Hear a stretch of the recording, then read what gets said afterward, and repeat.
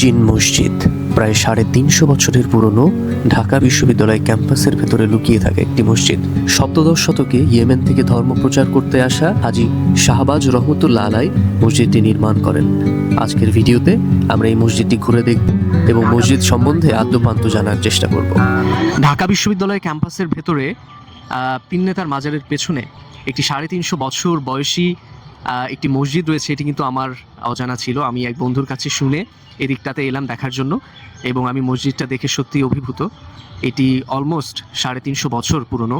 ১৬৭৯ খ্রিস্টাব্দে নির্মিত হয়েছে। এটি নির্মাণ করেছিলেন এখানকার যিনি খাদেম, তার সাথে কথা বলে জানতে পারলাম এই মসজিদ কমপ্লেক্সটি নির্মাণ করেছেন হাজী খাজা শাহবাজ রহমতুল্লাহ আলাই। তিনি কিন্তু ছিলেন একই সাথে যেমন এই ঢাকার একজন ব্যবসায়ী, পাশাপাশি একজন প্রশাসক ছিলেন। তো তিনি এই মসজিদটি নির্মাণ করেন। মসজিদটা এত সুন্দর স্থাপনা, ৩৫০ বছরের পুরানো একটি মসজিদ, আমি দেখে অবাক হচ্ছি। এদিকটাতে ঠিক পেছন দিকটাতে কিন্তু তার মাজার কমপ্লেক্সটা রয়েছে, হাজী শাহবাজ রহমতুল্লাহ আলাইয়ের মাজার কিন্তু রয়েছে। আমরা সেখানেও একটু ভেতরে গিয়ে দেখার চেষ্টা করব।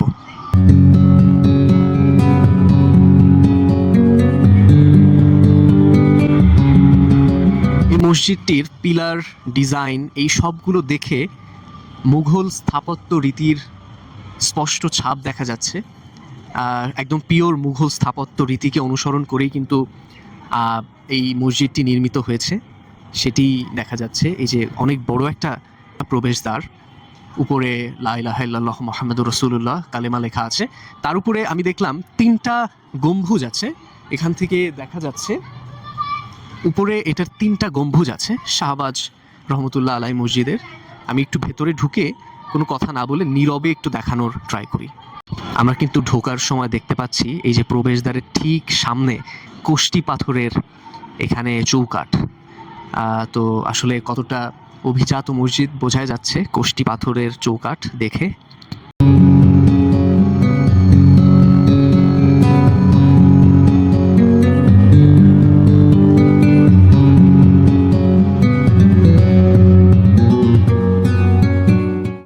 মসজিদের ভেতরে ঢুকেই আমার চোখ দুটি আশ্চর্যে ভরে উঠল। মুঘল ও ইয়েমেনি স্থাপত্যের একটা ফিউশন এই মসজিদের মধ্যে জীবন্ত।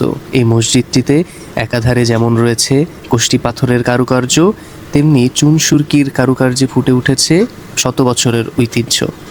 এখানকার একজন বুজুর্গের সাথে কথা বলে জানলাম হাজী শাহবাজ রহমতুল্লাহ আলাই ইয়েমেন থেকে এসেছিলেন সপ্তদশ শতকে ধর্মপ্রচারের উদ্দেশ্যে।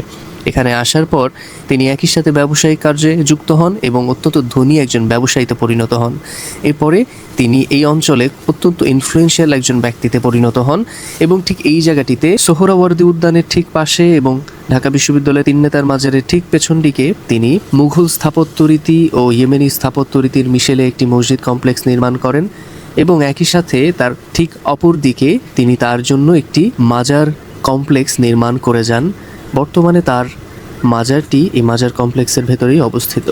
এখানকার এক বুজুর্গের কাছ থেকে আমি একই সাথে জানতে পারলাম এই মসজিদটাকে জিন মসজিদ বলা হয়, কারণ যিনি প্রতিষ্ঠাতা হাজী শাহবাজ রহমতুল্লাহ আলাই ইয়েমেন থেকে এসেছিলেন, তার সাথে নাকি সবসময় একজন জিন থাকতো, কাজে এই মসজিদটিকে জিন মসজিদও বলা হয়।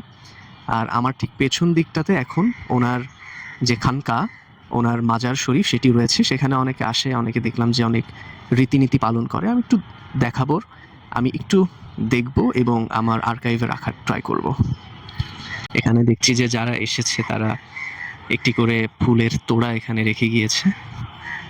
ভেতরে বোধহয় ভিডিও করতে দিবে না, কিন্তু এটাও কিন্তু একই রকম মুঘল স্থাপত্য। যে আমার দুজন বন্ধু আমরা একসাথে ঘুরতে এসেছি, মুঘল স্থাপত্য রীতিতে নির্মিত ছোট্ট একটা গেট, মাজারের গেট। আমি বাজারের ভেতরটাতে ভিডিও করব না, তবে এখান থেকে মানুষজন বসে আছে, দোয়া কালাম করছে, এটুকু হচ্ছে এখান থেকে দেখা যায় আর কি।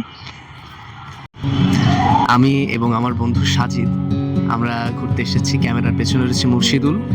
আমরা 3 বন্ধু আজ শুক্রবার সময় পেয়ে ঠিক করলাম ঘুরে আসি ঐতিহাসিক স্থাপনা এবং আমাদের ক্যাম্পাসের ভেতরে। তো আমি মসজিদটির যে সিংহদ্বার তার সামনে বসে আছি আমরা দুজন। এর আগে আমি দেখিয়েছি কোষ্টি পাথরের ব্যাপারটি, এখনও আমি প্রায় ৩৫০ বছর পুরনো, হতে পারে এটি ইয়েমেন থেকেই এসেছিল। এই যে কোষ্টি পাথর, শুধু নিচে না, পুরো গেটটির চৌকাঠটি কিন্তু কোষ্টি পাথর দ্বারা নির্মিত এবং গেটটিও কিন্তু খুব ভালো মানের কাঠ দ্বারা নির্মিত। এখনও কোনো রকম ঘুণ বা ক্ষত এসব কিছু আমি দেখিনি। সাজিদের কাছে আমি ছোট করে, সাজিদ অপ্রস্তুত, তবে আমি একটু জিজ্ঞেস করব, এই যে 350 বছর পুরনো একটি মসজিদ দেখলাম যিনি নির্মাণ করেছেন, তার সম্বন্ধে জানলাম, তার মাজারও আমরা দেখলাম, মাজার কমপ্লেক্স, সব কিছু দেখে কেমন অনুভূতি হচ্ছে? এবং আরও একই সাথে ক্যাম্পাসের ভেতরেই যে এমন ঐতিহাসিক স্থাপনা রয়েছে, সেটি আসলে কেমন অনুভূতি জাগায় ভেতরে? আমি প্রথমেই বলবো একটি খুবই একটি আন্ডাররেটেড আর্কিওলজিক্যাল সাইট, কেননা আমার মনে হয় খুব কম পরিমাণ মানুষ এই জায়গাটি সম্পর্কে জানে। ইভেন আমাদের ক্যাম্পাসে যারা আছে এদের মধ্যেও আমি খুব বেশি মানুষের মুখে জায়গাটার কথা শুনিনি। তো প্রথমে যখন এখানে আসি আমি, তো অনুভূতিটা ছিল সত্যি অদ্ভুত, কেননা এইখানে 350 বছরের পুরনো একটা মসজিদ আছে, প্লাস তার সাথে একটা মাজার আছে এই পিছনের দিকে, এটা আমি জানতাম না। আর এটা পুরোটাই টেরাকোটার কাজ, যেটা দেখলাম আমি, প্রাচীন শিল্পকর্ম। এগুলো আসলে ভাষায় বলে প্রকাশ করা যায় না। এই হ্যাঁ, মুঘল শিল্পকর্ম, আসলে এগুলো ভাষায় প্রকাশ করা যায় না যে এখানে ঘুরতে আসার পর কেমন একটা অনুভূতি হয়। তো সব মিলে অসাধারণ। আর আমি বলবো সবাইকে যেন এখানে বেশি বেশি করে ঘুরতে আসে, এই জায়গাটা সম্পর্কে জানে, দেখে, বোঝে, কারণ তাহলে আমাদের ক্যাম্পাসের ভিতরে যে এমন একটা অমূল্য রত্ন লুকিয়ে আছে সেটা উন্মোচিত হবে, সেটা বাইরে সবার কাছে আমরা প্রকাশ করতে পারবো। এই আর এই মসজিদের ভেতরে কিন্তু একটা কাঠগোলাপ গাছ আছে, অনেক পুরানো দেখে মনে হচ্ছে। কাঠগোলাপ গাছ এখন খুবই রেয়ার হয়ে গেছে, তবে গাছটা সাইজ দেখে মনে হচ্ছে এটি অত্যন্ত পুরনো একটি কাঠগোলাপ গাছ। তো সব মিলিয়ে আমি একটু মুর্শিদুলের কাছেও জানবো, ক্যামেরার পেছনে সে বসে আছে। খুব ছোট করে দুটি কথাই বলতে হবে, যে এই তুমি ইসলামিক হিস্ট্রির ছাত্র, এরকম একটা স্থাপনা দেখে তোমার অনুভূতি কি? এখানে আসার পরে এখানকার যে আমি তো যেহেতু মানে ইসলামিক হিস্ট্রিতে পড়ছি, সেই জন্য এখানে এসে আমি প্রথম যে জিনিসটা দেখছি স্থাপত্য শৈলীটা। এখানকার যে মসজিদটা এবং মাজার আমি খুঁটে খুঁটে দেখেছি, এখানকার স্থাপত্য শৈলীটা অত্যন্ত চমৎকার। এবং তৎকালীন সময়ের মুঘল যে শাসনামল, সেই সময়কার যে স্থাপত্য শৈলীটা, সেটা এখানকার মসজিদের দেওয়াল, তারপরে গম্বুজ, এগুলোতে খুবই সুন্দরভাবে পরিস্ফুটিত হয়েছে। এটা আর কি আমি বেশি সুন্দর করে এটাই দেখছি, এবং সব কিছু মিলাই বেশ ভালোই লাগছে আমার এখানে এসে।